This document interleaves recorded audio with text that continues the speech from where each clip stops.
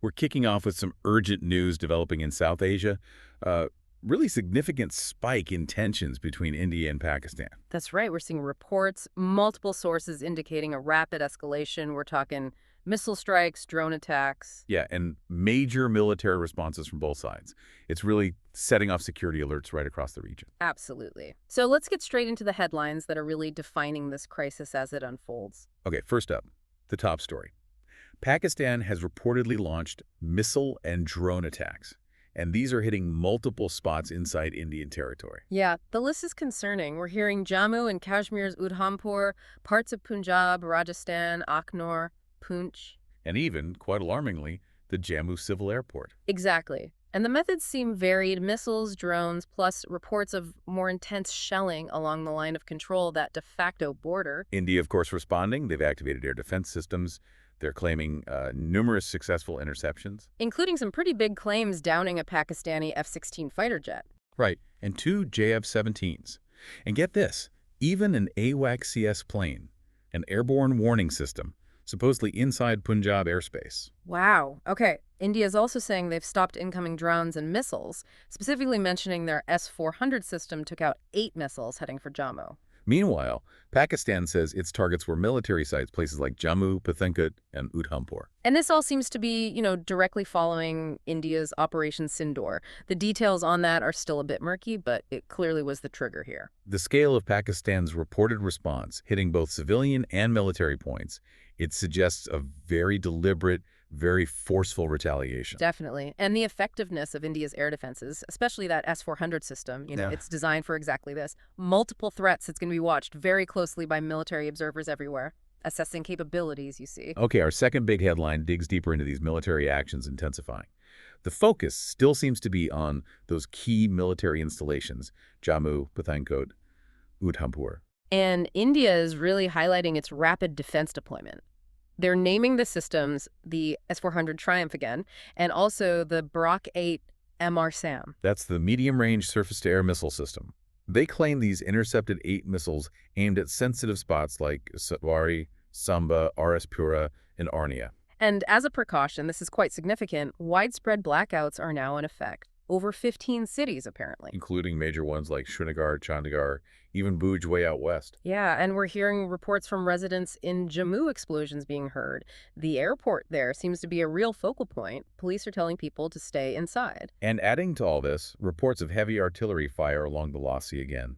Rajouri and Poonch sectors mentioned. Airspace security is way up. Srinagar airport on high alert. Drones intercepted down in Rajasthan, too. It's a lot happening simultaneously. And back in Delhi, Home Minister Amit Shah has been holding urgent talks with top security officials. Right. And again, this is all happening in the shadow of Operation Sindoor, which reportedly hit Pakistani air defense radars, maybe even a system near Lahore. These blackouts across so many cities, that really underscores the perceived threat level, doesn't it?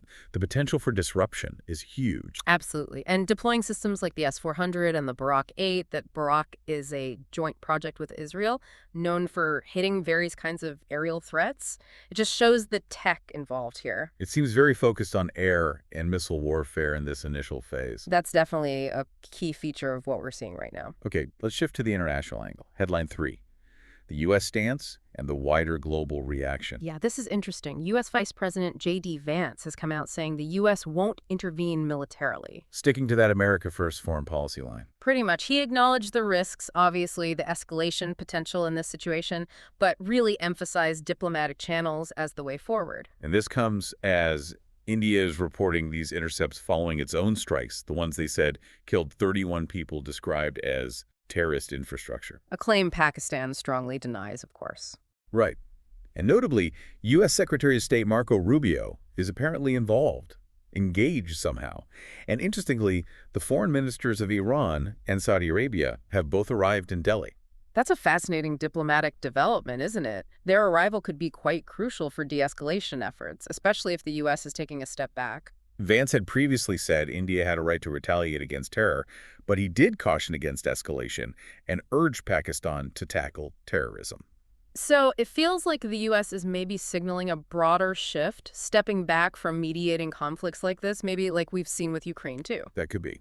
Vance's statement is quite clear non-intervention. That could Yes. really change the usual dynamics here, where the U.S. often played a de-escalation role. Exactly. The Iran and Saudi involvement adds a whole new layer to the diplomatic puzzle. Okay, next headline. This one introduces, well, quite a bit of fog, frankly. Conflicting reports about downed aircraft and drone attacks. Yeah, this is where things get really murky. U.S. officials are apparently saying Pakistan's J-10 fighters, the Chinese-made ones, shot down at least 2 Indian military aircraft. And one of those is possibly a Rafale, the advanced French jet. That's the report from U.S. officials. India, for its part, has said nothing about these losses so far. They're sticking to their line about successful strikes on terrorist infrastructure. But Pakistan's defense minister, Khawaja Mohammad Asif, he's claiming much more. He says they downed 3 Rafales, 5 Indian aircraft in total. A huge claim. Yeah. And you can bet military analysts worldwide are now scrutinizing the J-10's performance in these alleged dogfights. At the same time, the drone war seems to be ongoing. Pakistan claims it shot down 25 Indian drones just overnight. 25. That's a high number. India hasn't confirmed losing any, but says it is intercepting Pakistani drones and missiles. And there were reports of explosions in Jammu, possibly from Pakistani drone strikes. And with both sides being nuclear powers, you're hearing urgent calls from around the world for de-escalation. People are watching the missiles too, the Chinese PL-15, the European Meteor, though details on whether they've actually been used are unclear. This massive difference in reporting, especially about the Indian aircraft, I mean, that's a major information warfare element, isn't it? Absolutely. If that Rafale being shot down by a J-10 is confirmed independently, that's a really big deal for assessing air combat capabilities. And the sheer number of drones reportedly involved just highlights how central they've become in modern conflict. No doubt. And the international mention of nuclear risks just underlines the extreme danger here. Okay, our final headline in this first look focuses on that global military analysis. This air battle is getting intense scrutiny. Totally. That reported J-10 versus Rafale matchup, that's the headline grabber for military folks globally. The U.S. officials' report about downed Indian jets really lit that fuse. It's basically a real-time test case, isn't it? Analysts get to study air combat tactics, missile effectiveness, pilot performance under fire. Exactly. And those missiles, the PL-15 from China, that's been raising eyebrows in the West for a while. They want to see how it performs. Same for the Meteor. Western defense experts are likely looking very closely at the PL-15, thinking about their own missile programs. For sure. But again, we have to stress, India isn't confirming any losses. Their narrative remains focused on hitting terrorist targets.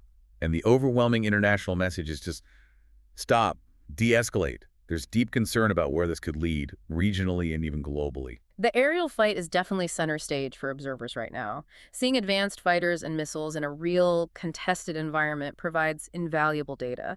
But India's silence on losses just adds to the confusion. It's hard to get reliable info right now. Right, let's try to unpack some of the wider implications now. Headline 4 gets into India's justification for its strikes and Pakistan's counterclaims. Okay, so India's High Commissioner to the UK, Vikram Doraiswamy, he's explained India's position.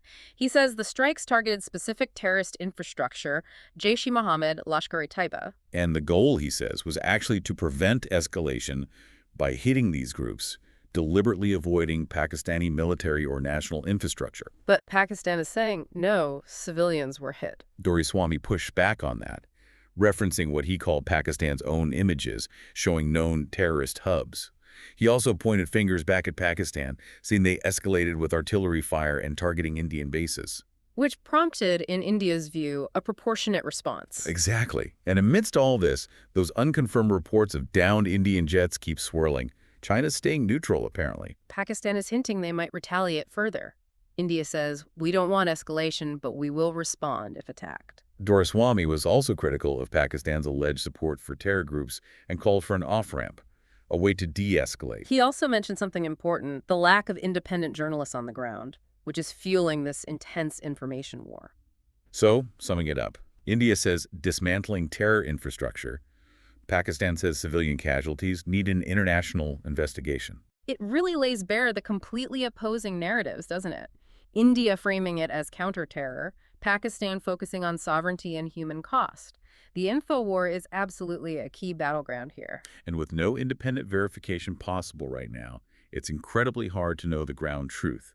The call for an international probe highlights that deep mistrust. Definitely. Establishing any agreed facts is going to be a huge challenge. Okay, headline 5, Adds another layer, naval drills happening at the same time. Yeah, this is quite something. Both India and Pakistan are conducting naval exercises simultaneously, and they're close, only about 60 kilometers apart.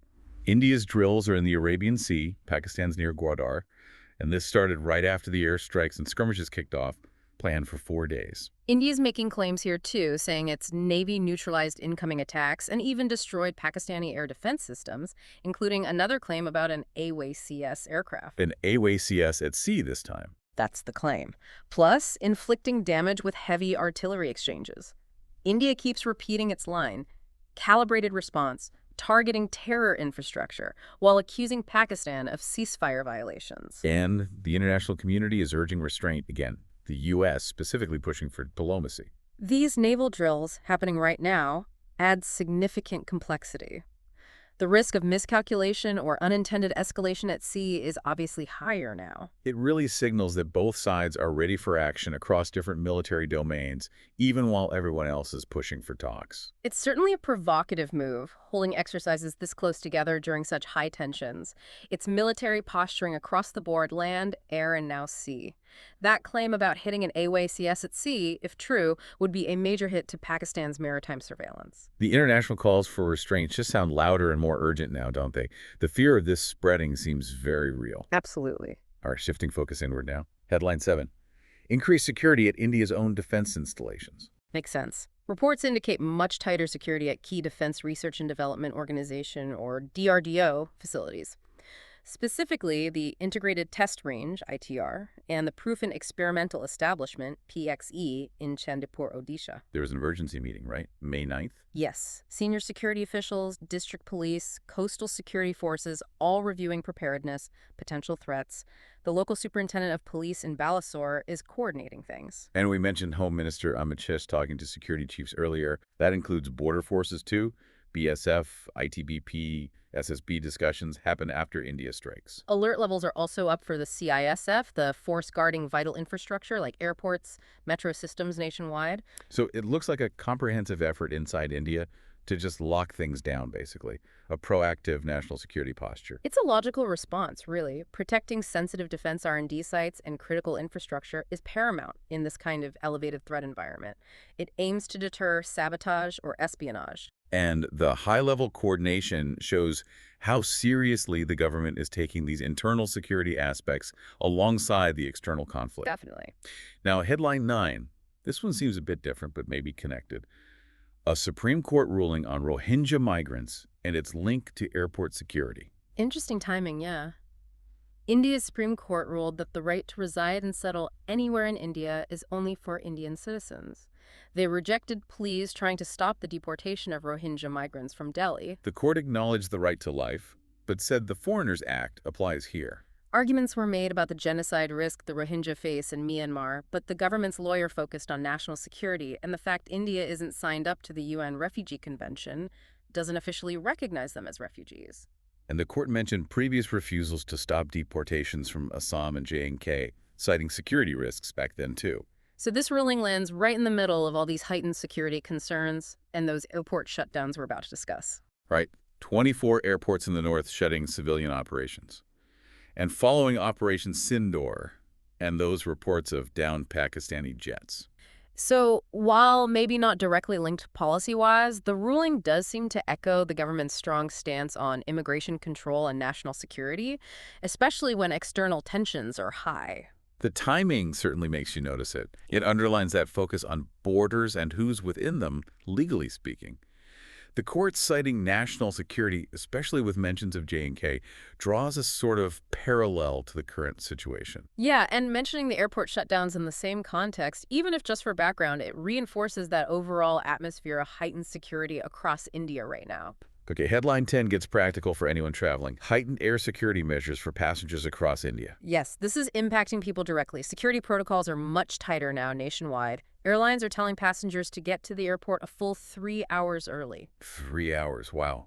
That's due to stricter procedures ordered by the Bureau of Civil Aviation Security. All the major airlines, Air India, Akasa, SpiceJet, Indigo, they're putting out advisories about the longer check-in times, extra screenings. Reminders about needing photo ID and those hand baggage limits, usually 7 kilograms, being strictly enforced. And this is directly tied to Operation Sindoor. Pakistan's reported retaliatory strikes on 15 Indian military sites, and India's claims about hitting Pakistani air defenses, like that radar near Lahore. So commercial flights are facing major disruptions, especially near the borders, delays, cancellations in places like Jodhpur, Amritsar, Leh, Jammu, Kashmir. And some airports are just shut down completely for now. Tishangar, Buntar, Ludhiana listed there. So the advice for anyone listening who might be flying soon is check with your airline constantly and just be prepared for those long checks and potential delays. It's a clear sign of how this conflict directly impacts civilian life. Those longer check-in times, stricter baggage rules, inconvenient, yes, but it reflects the security reality. Closing airports in border areas is a major step, highlighting just how vulnerable civilian air travel becomes. Headline 12 gives us more on those airport shutdowns and the ongoing military back and forth. So 24 airports in total in northern India are temporarily closed. And this is explicitly linked to Operation Sindoor and Pakistan's subsequent attacks in Jammu, Punjab, Rajasthan. India says it's a precaution after its own retaliatory strikes. Strikes on what they call terrorist bases in Pakistan and Pakistan-occupied Kashmir following that attack in Pahalgam. The situation in Jammu sounds particularly tense. Reports of a blackout, people seeing missile streaks at night. Key airports shut down include Chandigarh, Srinagar, Amritsar, Jodhpur, Jammu, and even where airports are open, security is intense. Secondary checks right at the plane, no visitors in terminals, ensuring all CCTV is working. Indigo alone has apparently canceled around 160 flights because of all this. And meanwhile, Pakistan is reportedly still firing missiles towards Jammu areas like Sadwari, Samba, Arispura, Arnia mentioned again, though India maintains its air defenses are intercepting them. And again, those international calls for de-escalation continue, stressing the need for both military readiness from India, but also diplomacy. The sheer number of airport closures is stark, isn't it? Yeah. It really shows how seriously India views the threat. The Jammu situation blackout, missiles paints a very volatile picture. Absolutely. And the strict protocols at operating airports show they're trying to mitigate risks to civilian flights still running. But 160 canceled flights from just one airline, that's a huge impact on connectivity and, the economy and the region. Okay, almost there. Headline 13 presents Pakistan's side again, a firm denial of launching any cross-border strikes. Right. Deputy Prime Minister Ishaq Dar and the military spokesperson, DG ISPR LT Gen Ahmed Sharif Chaudhry, they're flatly rejecting India's allegations, calling them false, politically motivated. They're basically saying India is making this up to distract from internal problems and, quote, military failures. Dar even accused India of targeting its own Sikh citizens. And Pakistan is sticking to its claim of downing 5 Indian aircraft, including those 3 Rafales, plus an Israeli drone over Rawalpindi Cricket Stadium, which they blame on India. Pakistan specifically denies attacking Amritsar and is challenging India to show proof. LT Gen Chaudhry went further, saying any Indian missiles that landed in Pakistan actually hit their own installations, dismissing India's claim of hitting 15 targets in Pakistan. Pakistan also reports intercepting 29 Indian drones, claiming minimal casualties, and rejects India's reports of any attack inside what they call IIOJK, Indian-administered Jammu and Kashmir. So the message from Pakistan is, we haven't struck across the border, India's claims are false, we downed their planes, and we will respond decisively if needed. And they repeat the call for an independent probe into the Pahalgam attack. It really highlights the information war, doesn't it? A completely opposite narrative. Diametrically opposed. Pakistan's denials are absolute. The counter-accusations targeting their own citizens, the specific claims about downed Rafales, these are huge points of friction. The demand for an independent investigation underscores their push for external validation. And finally, a brief one. Headline 14. An IPL cricket match, Punjab Kings versus Delhi Capitals, was abandoned. Yeah, after just about 10 overs. Why? Because of a red alert issued in Jammu. It seems small compared to everything else, but it really shows how far-reaching the impact is, right? Even major sports aren't immune. Underscores the tension in the region. Exactly. It's a very tangible example of how these geopolitical crises disrupt everyday life, affecting things people care about, like sport. Shows the level of concern and potential ripple effects. So as we pull all these headlines together, and they are numerous, often conflicting, the big question hangs there, doesn't it? Yeah. What does this all mean for regional stability in South Asia, for the future of India-Pakistan relations, which were already so strained? It's incredibly complex. We've heard claims, counterclaims, justifications, denials. It paints a picture of deep uncertainty. Yeah, and it really forces you, listening to all this, to think about the potential long-term consequences. What are the factors really driving this? Where could it go next? It's a deeply concerning situation with no easy answers right now.